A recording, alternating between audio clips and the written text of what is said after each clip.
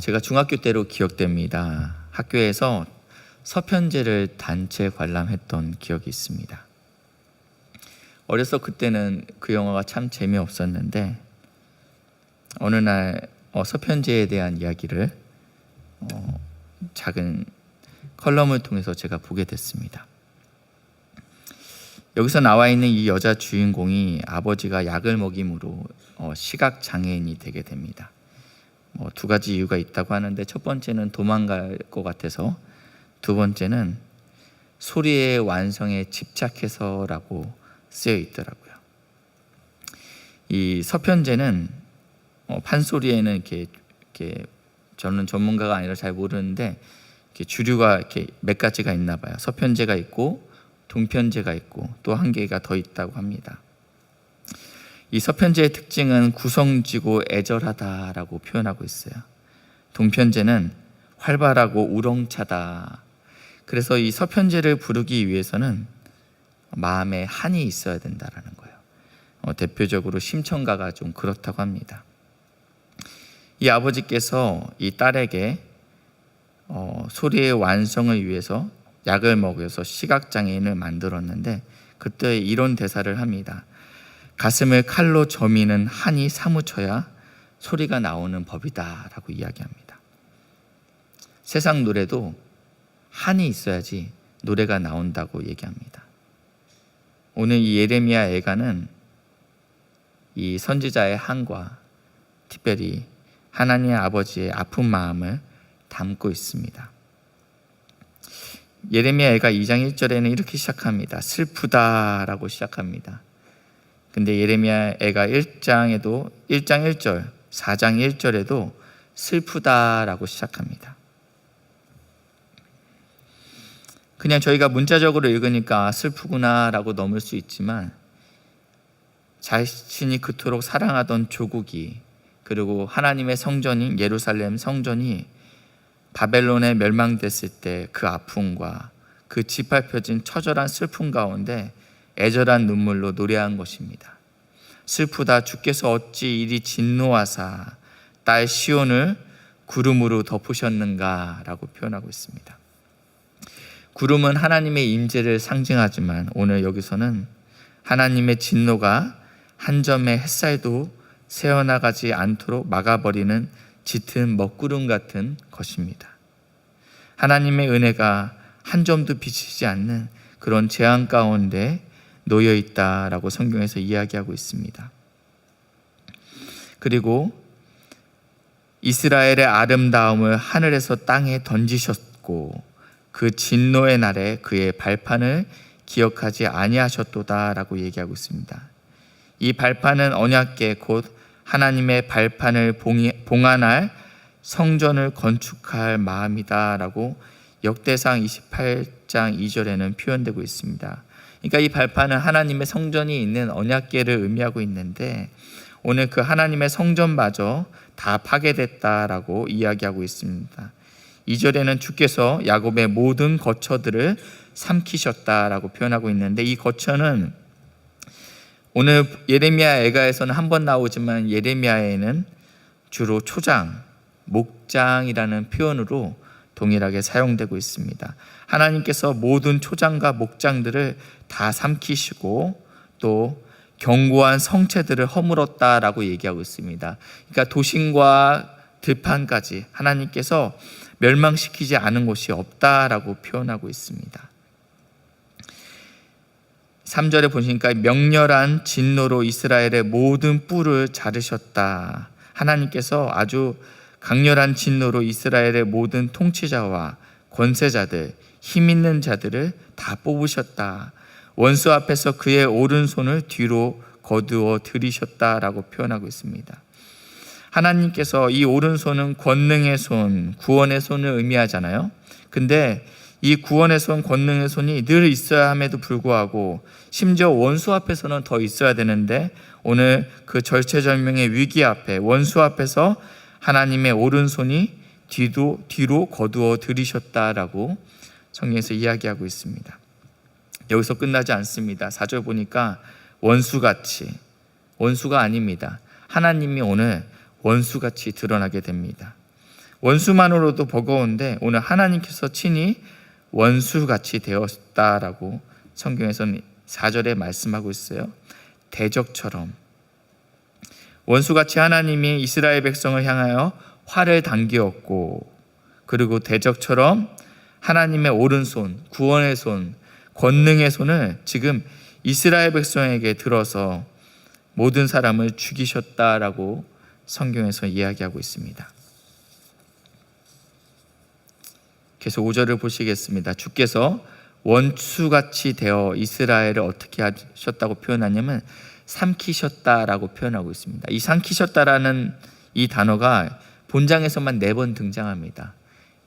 홍해가 갈라졌을 때, 애국 군대를 삼켰을 때 쓰였던 표현이고요. 이스라엘 백성이 가나안 땅에서 땅이 갈라져서 반역한 무리들을 삼켰을 때 사용되는 표현입니다. 근데 주님께서 이제 이스라엘 백성을 원수같이 되어서 삼키셨다, 모든 궁궐들을 삼키셨다라고 표현하고 있습니다. 하나님께서 사실은 이사야 49장에 이렇게 표현하고 있어요. 내가 너를 대적하는 자를 대적하겠다라고 말씀하고 있습니다. 내가 온전히 네 편이 되겠다라고 말씀하셨던 하나님께서 오늘 이 시간에 원수같이 되었다라고 말씀하고 있는 것입니다.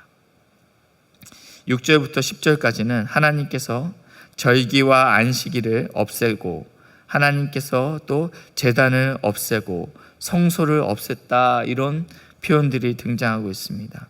7절에 보시니까 여호와께서 또 자기 제단을 버리시며 자기 성소를 미워하시며 라고 표현하고 있습니다. 우리 성경 말씀 한 가지만 찾겠습니다. 예레미야 7장입니다. 예레미야 7장 보시면 2절부터 보시겠습니다. 너는 여호와의 진문에 서서 이 말을 선포하여 이르기를, 여호와께 예배하러 이 문에 들어가는 유다 사람들아, 여호와의 말씀을 들어라.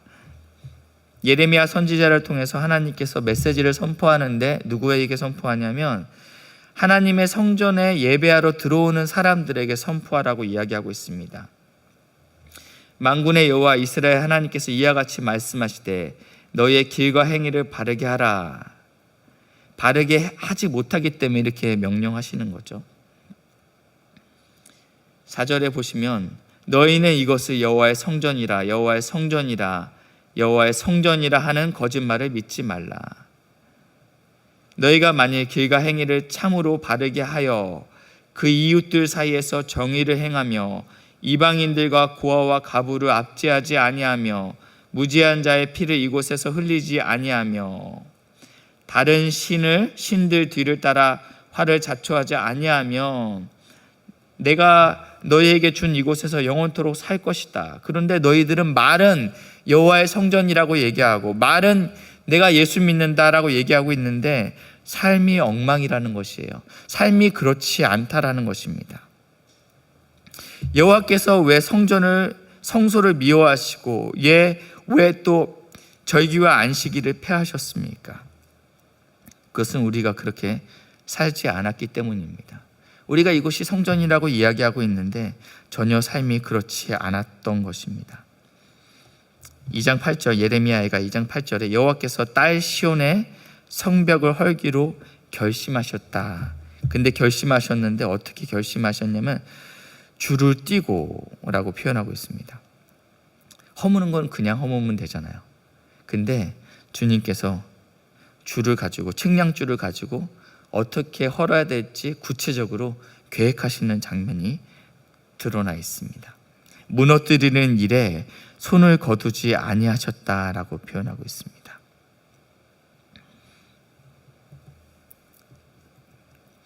나라 자체가 바벨론 군대에 멸절되었다라는 사실에 가슴이 아프고 또 고통스럽습니다. 근데 그보다 더 근본적인 아픔은 어디에 있냐면요, 우리의 아버지 되셨고 우리의 반석 되셨고 우리의 구원의 오른팔 되셨던 그분께서 오늘 원수같이 되셨다는 것에 더 가슴이 아픕니다. 더 근본적인 아픔은 하나님께서 우리를 대적하셨다는 사실, 하나님께서 우리의 원수가 되었다는 사실 앞에 더 근심스럽고 애통해야 된다는 것입니다.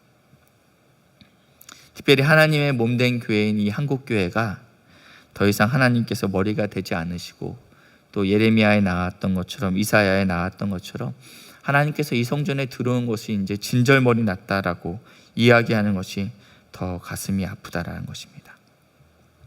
이 나라와 이 민족을 볼 때, 특별히 이 한국교회를 볼 때 참 많이 마음이 어렵습니다.